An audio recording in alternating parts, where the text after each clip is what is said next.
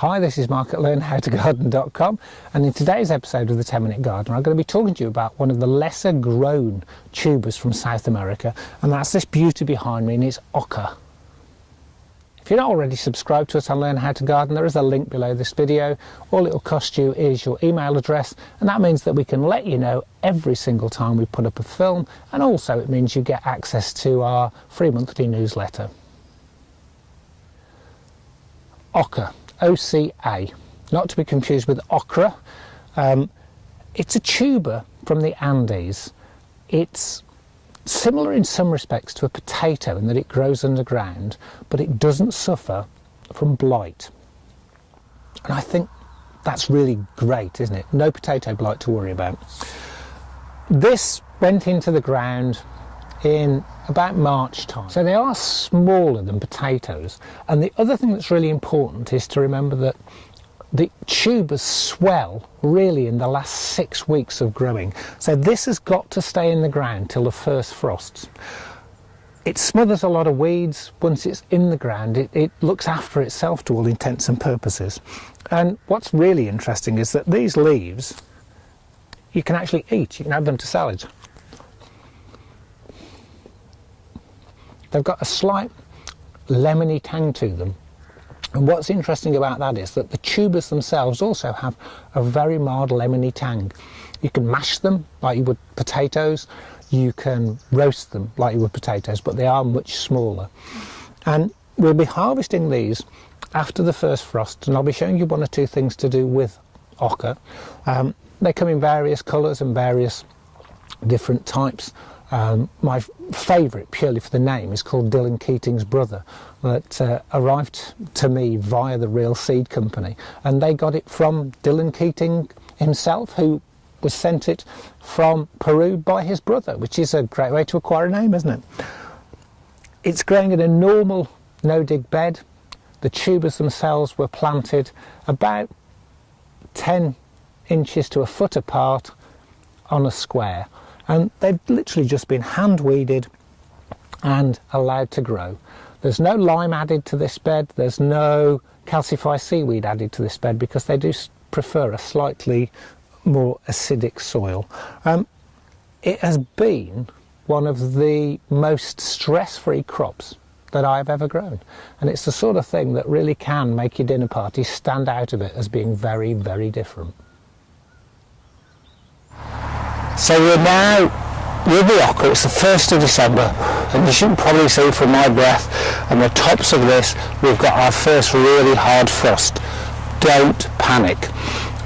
They say in the fortnight after the tops are killed by the first frost, your tubers could double in size. So don't sort of think, oh my goodness, the tops have gone, I've got to get them up. When I've seen this growing in Ecuador and Bolivia, it's much, much colder than here. I didn't feel like it at the moment on the ends of my fingers, but it really is much colder. Obviously you can't use the tops now for stir fries, but don't worry, in the next sort of week to 10 days we'll be cropping these, showing you exactly what they're like and why they really are one of my sort of favourite things to grow that most people have never heard of. It's now been about 7 to 10 days since the first hard frost, and if we focus down behind me you can see that the tops of the OCA have started to wilt and die back. Now we could, looking at this, probably wait for yet another frost, but I'm quite keen to get some of these out. I do like the taste of them, so I'm going to literally take the tops off some of the middle row of OCAs. That'll just obviously go straight onto the compost, and I'll show you what you can expect from one of these plants, the amount of tubers you can get.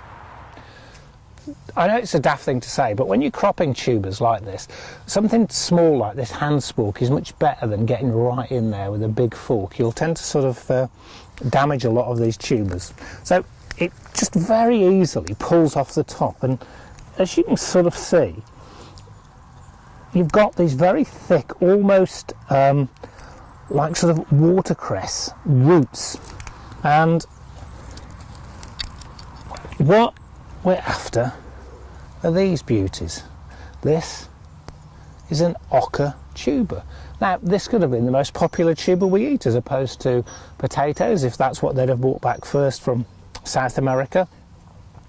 And we've said before, there are lots of ways you can do these. One of my favourite is actually in a pasta dish, where I replace the potatoes that would go in with a potato and cabbage pasta dish with these OCAs, and I quite like the lemon flavour. Some of them will be tiny, this size. And what I suggest you do with those is keep some of these, because they're what you can plant next year. This is one of those wonderful plants that once you've bought it, you literally can keep reusing it year after year. And because, as we've said before, it has no blight whatsoever, you're not going to get those problems with it. So, moment of truth, we're going to pull, shake. Don't worry if you've got some small ones, they're just going to go in next year. And